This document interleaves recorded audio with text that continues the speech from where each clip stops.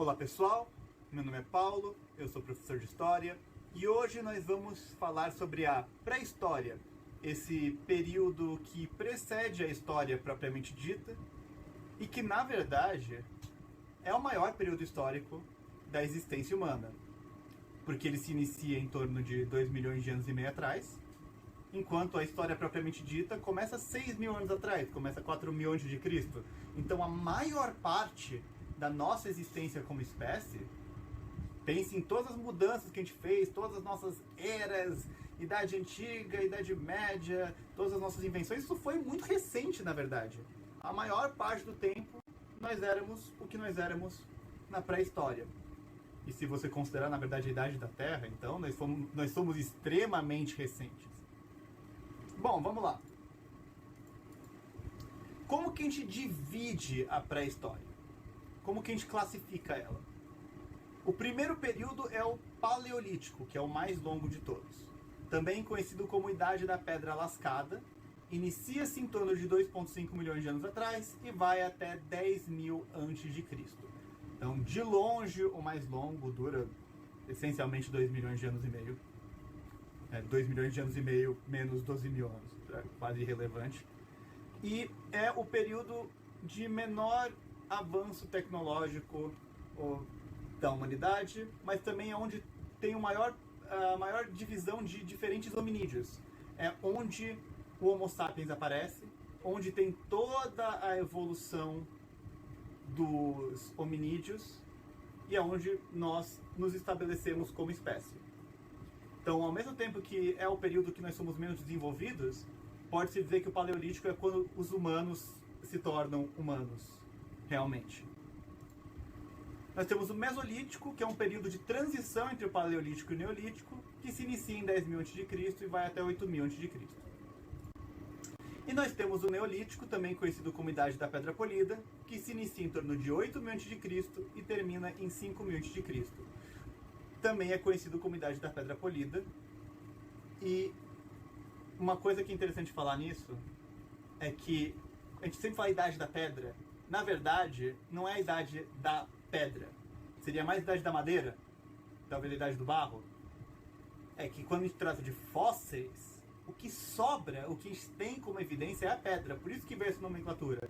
Mas com certeza, por mais que o uso de ferramenta de pedra tenha sido muito importante, as ferramentas utilizadas na pré-história eram mais prevalentes em outros materiais, principalmente a madeira, porque a madeira é abundante e fácil de ser utilizada. E tem um último período, que na verdade é um período de transição também, que é a Idade dos Metais, que transiciona entre a pré-história e a história propriamente dita, inicia em 5 mil a.C. e adentra na Antiguidade, perdurando até em torno de 550 a.C. Os primeiros hominídeos. Vamos ver aqui, é uma pergunta filosófica até, né? De onde nós viemos? De onde veio o homem? A gente vai ver aqui a perspectiva científica, né? O que diz a ciência sobre isso. O primeiro hominídeo aparece os primeiros, né? Aparecem em torno de 7 milhões de anos atrás, no continente africano. Todos os hominídeos que a gente vê aqui, com talvez exceção de um, aparecem no continente africano. O indivíduo mais antigo pertence à espécie Sahelanthropus chandensis. Alguns exemplos de hominídeos importantes são Australopithecus gardi, Australopithecus sediba, Australopithecus africanus e Australopithecus afarensis, que são possíveis ancestrais ou espécies irmãs dos hominídeos. O primeiro membro do gênero Homo, ao qual nós pertencemos, é o Homo habilis, que surge em torno de 2 milhões de anos atrás. Aqui eu coloquei uma imagem de um modelo tridimensional do Australopithecus afarensis, que está na Universidade de Austin, no Texas. Esses modelos são feitos através de várias análises biológicas, anatômicas, químicas, para ter uma boa noção de como eles se pareciam. Obviamente não existe um consenso 100% certeiro como eles se pareciam, mas isso é uma aproximação que provavelmente é bastante fiel. E aqui a gente já consegue ver que é um animal que está chegando a ter bastante semelhanças com o ser humano. com o ser humano moderno, eu teria que dizer. Vamos falar sobre esse primeiro membro do gênero Homo. O gênero Homo, que significa homem. Então, todos esses, Homo alguma coisa, homem alguma coisa. O primeiro exemplar é conhecido como Homo habilis, que é o homem habilidoso. Ele é habilidoso porque ele é capaz de utilizar ferramentas. É daí que vem o nome. Ele convive com o Australopiteco por cerca de 800 mil anos. Isso é uma coisa importante a ser apontada. Porque a evolução não é Pokémon. Não é que tem um, ele evolui para o outro e agora só tem o outro. Não é o famoso, se o homem veio do macaco porque tem macaco. Não é assim que funciona. É uma transição gradual, onde uma espécie vai se separando muitas vezes em várias diferentes. E o Australopiteco, que provavelmente originou o Homo habilis, continua existindo. Do mesmo jeito que seus pais continuam existindo depois que você nasce, na maior parte das vezes, uma espécie não precisa desaparecer assim que ela tem uma outra que surge dela. Então eu queria que fosse frisado aqui esse aspecto gradual da evolução. O Homo habilis tem entre 1 metro e 1,40 metro. O seu crânio é maior do que seu antecessor, o que indica uma provável maior inteligência. Porém, tem pescoço, mandíbula e dentes menores. O que já dá para ver que ele está caminhando na direção do que nós viríamos, porque pescoço, mandíbula e dentes menores é algo que acabou acontecendo com a gente. Capaz de usar ferramentas de pedra lascada. Pedra lascada, lembrando do Paleolítico. Aqui eu coloquei uma imagem de uma reconstrução de uma Homo habilis fêmea, bem mais próxima, bem mais parecida de um ser humano moderno do que um Australopiteco, por exemplo. E aqui as imagens de uma coleção de um ferramental encontrado na garganta de Olduvai, na Tanzânia, de cerca de 1,8 milhões de anos de idade. Essas ferramentas, obviamente comparado com coisas que a gente até vai ver depois na própria pré-história, não são as mais avançadas possíveis. Mas mesmo o conhecimento de você conseguir pegar uma pedra e quebrar ela para ela ficar pontuda, é uma coisa que... Assim, qual animal hoje sabe isso? Quais animais sabem usar ferramentas? Talvez os outros primatas, algumas aves, corvos, papagaios, salvo engano, polvos. Aí tem um monte de coisa aqui que vocês talvez possam confirmar, falando sobre evolução, esse tipo de coisa. Perguntem para o professor de biologia. Essa é uma matéria perfeita para vocês irem lá caçar um professor de biologia e fazer algumas perguntas para eles sobre os aspectos mais técnicos da evolução e das capacidades biológicas dos seres humanos e dos hominídeos pré-históricos. Mas sobre o uso de ferramentas, ele já demonstra uma capacidade de pensamento bastante complexa, algo que a maior parte dos animais não é capaz. O próximo hominídeo que a gente vai ver é o Homo erectus. Ok, pausa para todo mundo dar risada. Pronto, deram risada. Homo erectus, porque ele andava ereto, andava com as costas retas, que nem nós. Viveu aproximadamente entre 1,9 milhões de anos atrás e 110 mil anos atrás. Conviveu com o Homo habilis por mais de 800 mil anos. O Homo erectus não evoluiu diretamente do Homo habilis. Provavelmente eles têm um ancestral comum. Novamente, a evolução não é um vira um, que vira outro, que vira outro. É possível que a mesma espécie se divida em mais do que uma, elas continuem convivendo. É uma coisa bastante gradual. Tem a postura ereta, menor quantidade de pelos, proporções mais próximas ao humano moderno.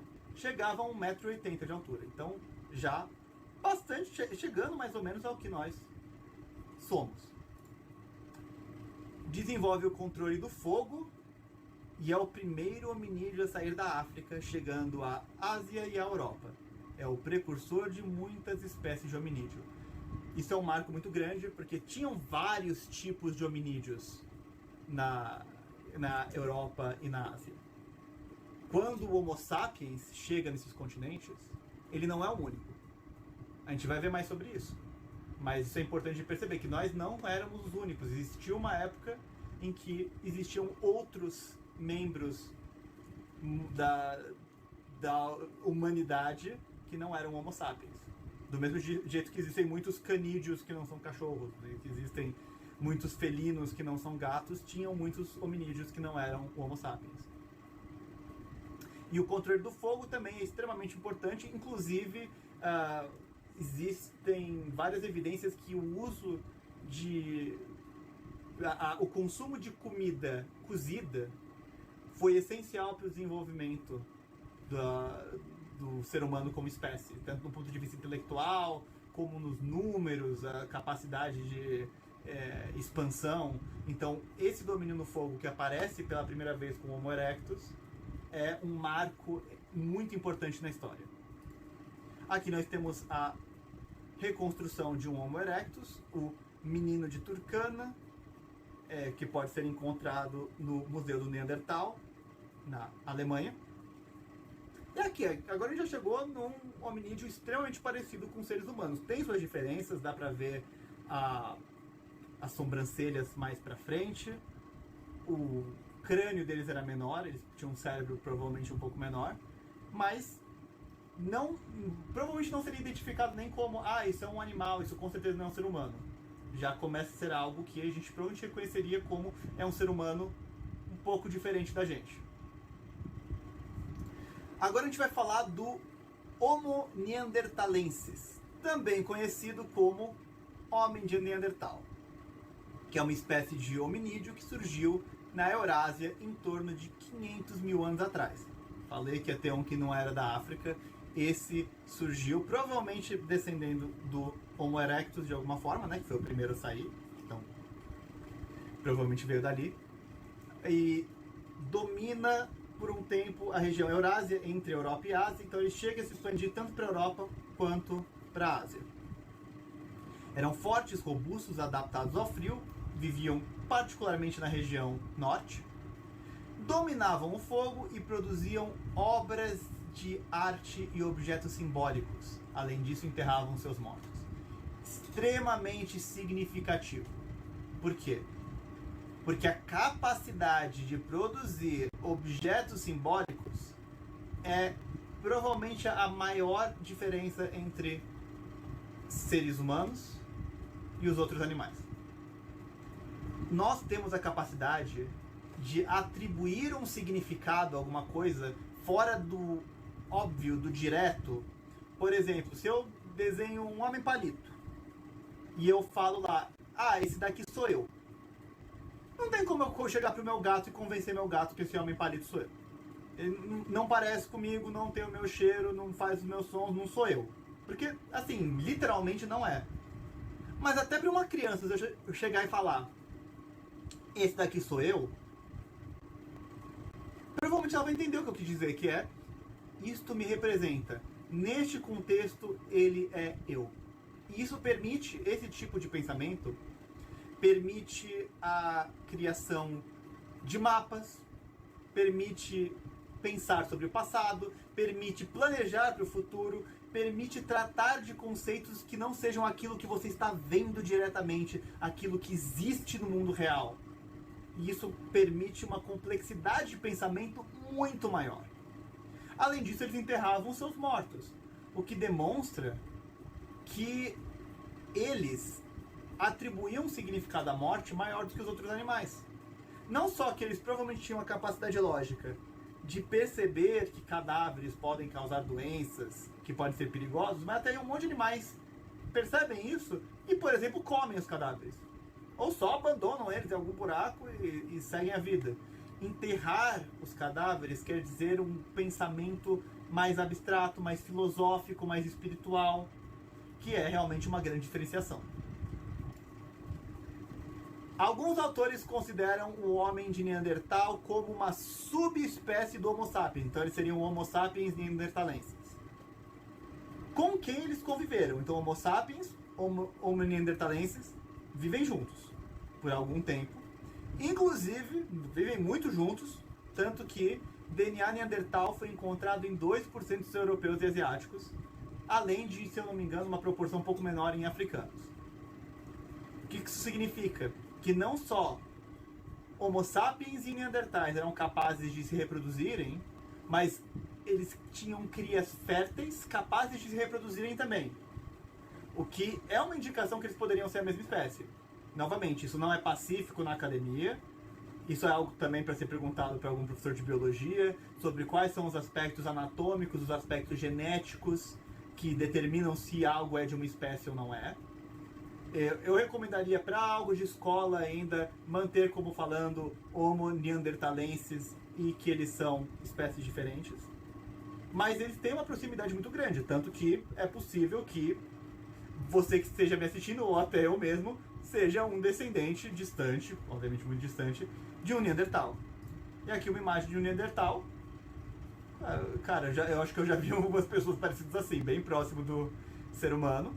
Esse específico é uma reconstrução de um que teria morrido 50 mil anos atrás. E aqui nós temos imagens de arte Neandertal. É bem típica daquela arte de homem das cavernas, que bota a mão e faz o símbolo, mas isso, novamente, um animal não humano, provavelmente não conseguiria entender que isso é uma representação da pessoa. Um Neandertal conseguiria botar a mão, fazer a marquinha da mão e falar: esse sou eu, esse daqui é do meu pai, esse daqui é o meu irmão, isso representa que essa caverna é minha, isso representa que a gente esteve aqui e é importante que isso tenha esse símbolo. Quer dizer, completamente diferente do que só um animal pensaria. Não é nem só marcar o território com cheiro, é ter uma ideia por trás. E agora a gente vai falar, provavelmente, do hominídeo mais importante, porque é a gente, né? Que é o Homo sapiens, e mais especificamente o Homo sapiens sapiens. Por quê? Porque nós não somos a primeira variação de Homo sapiens. Nós somos o Homo sapiens moderno, diferente do Homo sapiens arcaico. A diferença é pequena, mas tem, do ponto de vista biológico, algumas diferenças. O Homo sapiens primeiro aparece no continente africano em torno de 300 mil anos atrás. O nome que significa homem sábio. O humano moderno, o Homo sapiens sapiens, ou homem sábio, sábio, a pessoa que deu esse nome não estava com muita originalidade no dia, surge em torno de 195 mil anos atrás. Semelhante ao Homo sapiens arcaico, porém tem a faringe mais desenvolvida e a língua mais flexível, facilitando a fala. Isso é muito importante porque, apesar dos outros hominídeos talvez serem capazes de se comunicar através da fala em algum nível, a variedade de sons que é possível através da biologia, da anatomia do Homo sapiens, principalmente do Homo sapiens sapiens, é muito grande. Pensa todos os sons que um Homo sapiens, que um humano moderno, que uma pessoa hoje em dia pode fazer. Todas as línguas que existem. Provavelmente você não consegue fazer todos os sons de todas as línguas, mas seria possivelmente capaz se você treinasse. Quer dizer, a quantidade de combinações de sons permite a formação de códigos extremamente complexos, que permite a transmissão de ideias complexas com uma precisão muito grande. O que permite a formação de uma sociedade desenvolvida. Comparando com outros membros do gênero Homo, tinha o crânio mais fino, cérebro mais desenvolvido e face mais achatada. Todas as características que são facilmente identificáveis com a gente agora. Então nós 100% chegamos aqui, neste animal que nós somos. Durante o período paleolítico, viviam como nômades, quer dizer, eles não tinham um local único em que eles viviam. Eles viajavam a depender dos recursos, a depender do clima, eles iam procurando um lugar com mais recursos, então eles não ficavam no mesmo lugar. Dependiam da caça, da pesca e da coleta dos alimentos. O domínio do fogo e a invenção de ferramentas foi gradual ao longo de milhares de anos. Isso é importante lembrar, porque o Homo sapiens não aparece já sendo o bambambam. Não chega já tendo uma superioridade tecnológica a todos os outros hominídeos.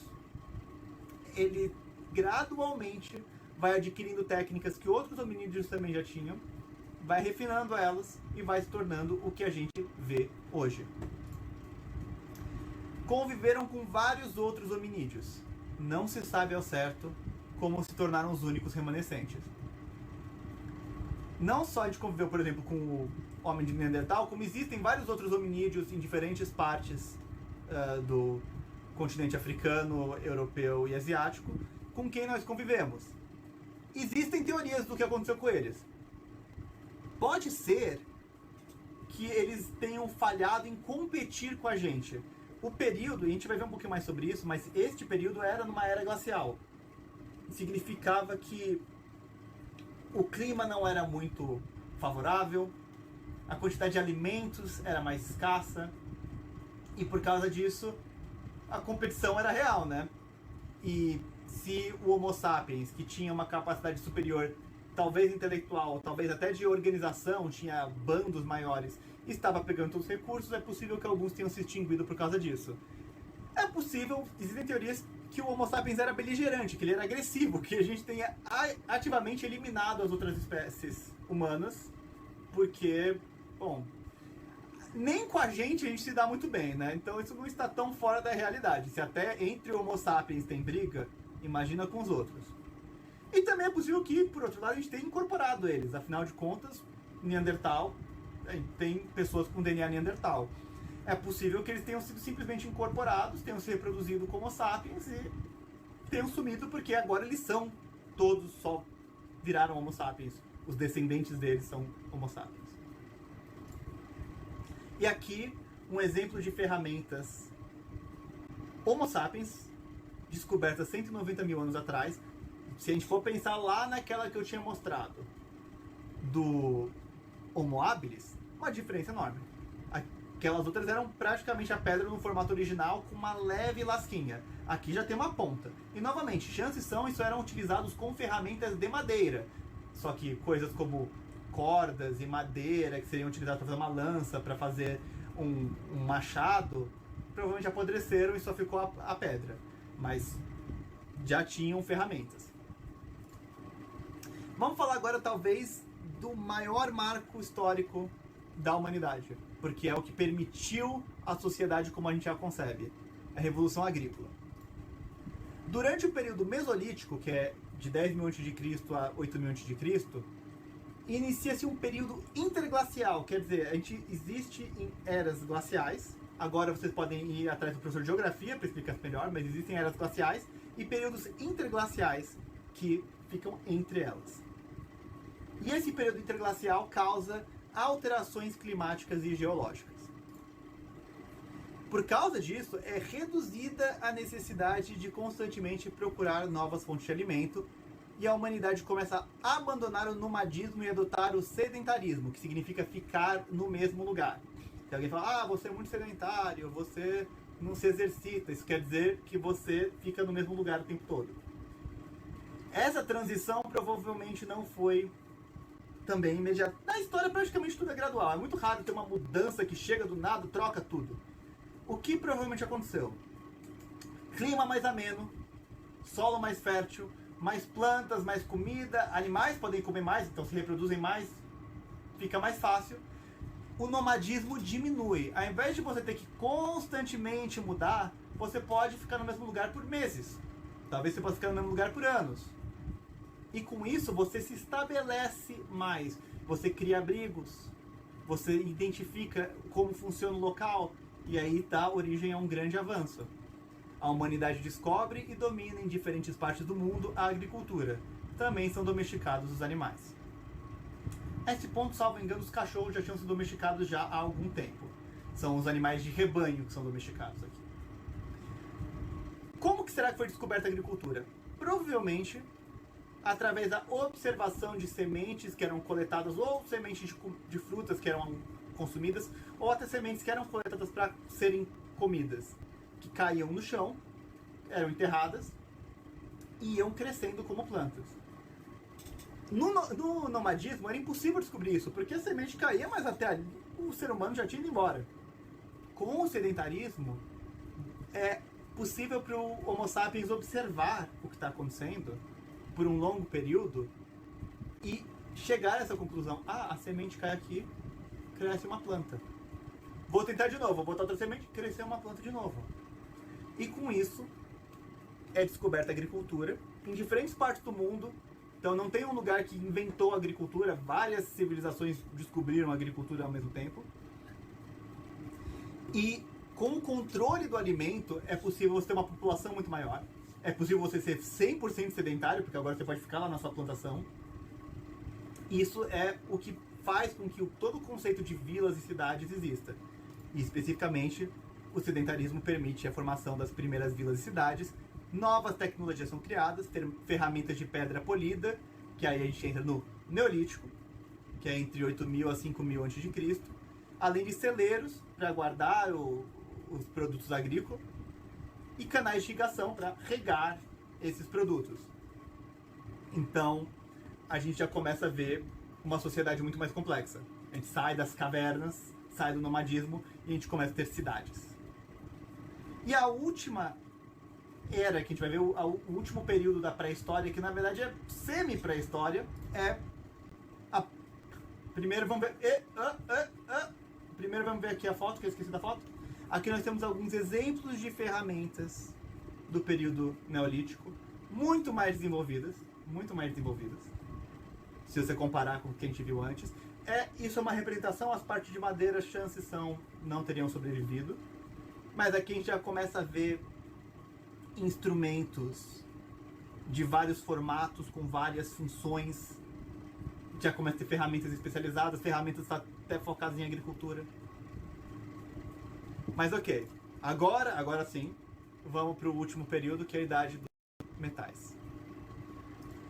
A Idade dos Metais é dividida em 3 períodos. Idade do Cobre, de 5.000 a 3.000 a.C., Idade do Bronze, de 3.000 a.C. a 1.200 a.C., e Idade do Ferro, de 1.200 a 550.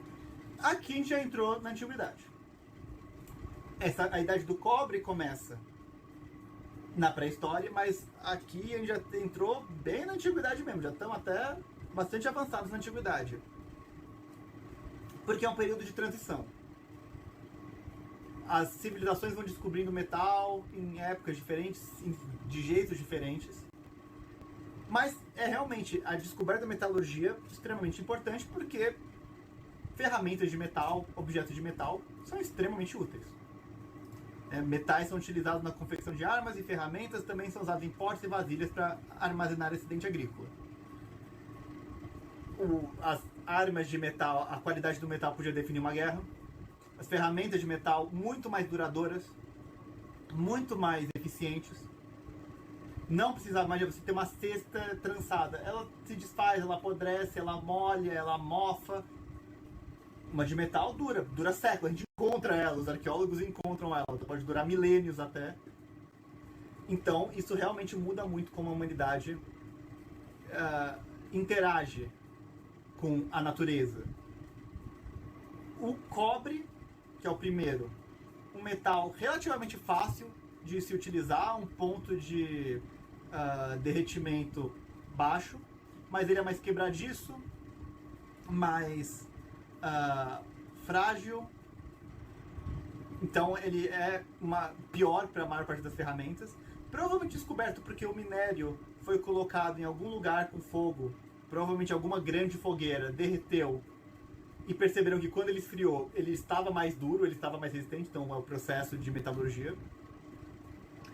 Com a Idade do Bronze, descobre-se que adicionar o estanho ao cobre faz com que ele se torne muito mais resistente, muito ao ponto que a gente tem estátuas de bronze que são da antiguidade e estão aí até hoje. E o ferro, ele tem um ponto de derretimento muito maior, ele precisa de muito mais temperatura. Os primeiros fornos para derreter metal, eles eram buracos no chão onde se colocava carvão, se colocava material para queimar, e você chegava só a uma certa temperatura. Aí começam depois a inventar, já mais Idade do Bronze e Idade do Ferro, as fornalhas fechadas, que a gente vê quando a gente vê um ferreiro medieval, do tipo, aquele tipo de fornalha é mais recente. As primeiras aparecem como buracos no chão. E a Idade do Ferro Aí, até aí a gente vai ver, até na Idade Média tinha gente usando ferro. Exclusivamente, a gente usa ferro até hoje, mas usando primariamente ferro. As sociedades humanas se tornam mais complexas. Divisão de tarefas, especialização, estratificação social. Divisão de tarefas. Na pré-história, a maior parte das pessoas fazia tudo. Existia uma certa divisão de tarefas entre homens e mulheres. Em geral, homens caçavam, mulheres coletavam, mas assim, varia do lugar. Mas em geral, o cara caçava, limpava o alimento, fazia suas ferramentas, fazia suas armas, fazia suas roupas, construía o abrigo, fazia tudo. Não existia uma grande diferença entre quem fazia o quê. Quanto mais complexa é a sociedade, mais especializados são os seus indivíduos. Com a idade dos metais, você precisa de ferreiros. É muito difícil você ser um ferreiro, demora muito, você precisa de muito conhecimento. Não dá pra todo mundo ser ferreiro. Então você tem ferreiros. Você tem... Aí já tem escrito, então você tem escribas. Você tem artesãos, você tem fazendeiros. E aí começa a estratificação social. Você tem os líderes. Aqueles que pelo seu carisma, ou capacidade de combate, ou talvez porque simplesmente tem propriedade, porque aí começa a aparecer a propriedade privada. Com a sedentarização a gente começa a ter propriedade privada. Começam a ter líderes. Essas diferentes tarefas começam a ter um prestígio diferente. E aí começa a haver separações em castas, em classes. Tem os líderes, os reis, os faraós, os sumos sacerdotes. Nós temos classes sacerdotais, guerreiros, artesãos, e aí ficam as classes mais baixas, classes de trabalhadores braçais, começam a aparecer classes de escravos. Então cria-se essa divisão. E uma coisa importante de apontar é que a descoberta do uso de metais é diferente e é independente em diferentes lugares do mundo. A Anatólia é os que a gente tem os mais antigos, que é na região, salvo engano, da Turquia hoje, que é onde tinha os hititas. Mas também na Mesopotâmia, Grécia, China, a descoberta dos metais acontece, e muitas vezes não na mesma ordem. Tem povos que passaram da pré-história direto para o ferro. Tem povos que pularam cobre. Tem povos que nunca usaram bronze, foram do cobre para o ferro. Tem povos que descobriram muito depois. Então, não dá para falar, 5.000 a 3.000 a.C., idade do cobre para todo mundo. Não, é quando começa e é o período que é mais prevalente, que tem o maior número de pessoas nesta fase. Mas, ainda assim, é bastante independente. Bom, pessoal, obrigado pela atenção. Espero que vocês tenham gostado da aula. Próxima aula vai ser sobre a chegada do homem na América, como que o Homo sapiens, que surge na África, que está lá na Europa, na Ásia, na Oceania até, consegue cruzar o Pacífico e chegar nas Américas. Isso tem várias teorias, então a gente vai analisar quais são as principais. Muito obrigado.